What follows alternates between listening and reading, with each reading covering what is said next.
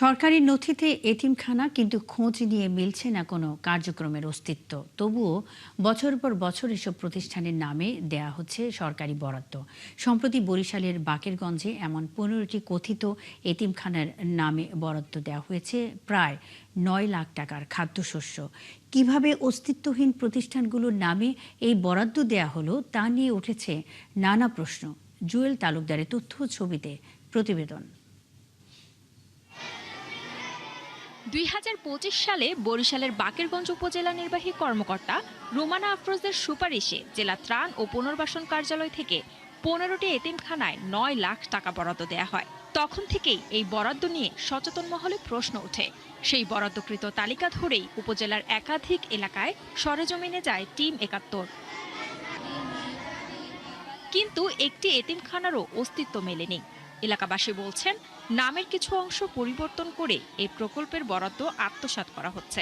মাদ্রাসার যে হাফিজে হুজুর ছিল ওনার সাথে কথা বলেছি এবং আমার অফিসে খবর নিয়েছি, কিন্তু আমরা শুনছি যে বরাদ্দ হয়েছে 3 টন জিয়ার, কিন্তু আমরা কোনো পাইনি। কাগজে উল্লেখ যে প্রতিষ্ঠান রয়েছে ইসলামিয়া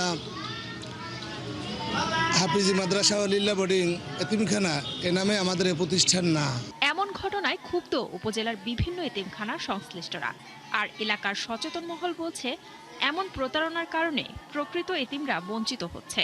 ওই নামের এতিমখানা আমার জানা মতে আমি দেখি না, বা বিভিন্ন ওস্তাদের সাথে কথাবার্তা হয়, কিন্তু এইভাবে কোনো নামের তালিকা আমরা জানা নেই। যেটা ধারণা করলাম যে এটা আসলে অন্য নিয়েতে তারা এটা কাজটা করছে, লুটপাট বা অন্য কোনো তাদের চক্রান্ত থাকতে পারে। মাদ্রাসার নাম দিয়া তারপর এভাবে খাচ্ছে। এই যারা খায় তাদের কঠোর বিচার হওয়া উচিত, এমন বিচার হওয়া উচিত যেই বিচারে সমস্ত জায়গার লোকই সর্ব সেক্টরের অন্যায়গুলো দূরীভূত হয়। এই বিষয়ে কথা বলতে চাননি উপজেলা ত্রাণ ও পুনর্বাসন কর্মকর্তা। তবে বিষয়টি খতিয়ে দেখার আশ্বাস দিয়েছেন উপজেলা নির্বাহী কর্মকর্তা।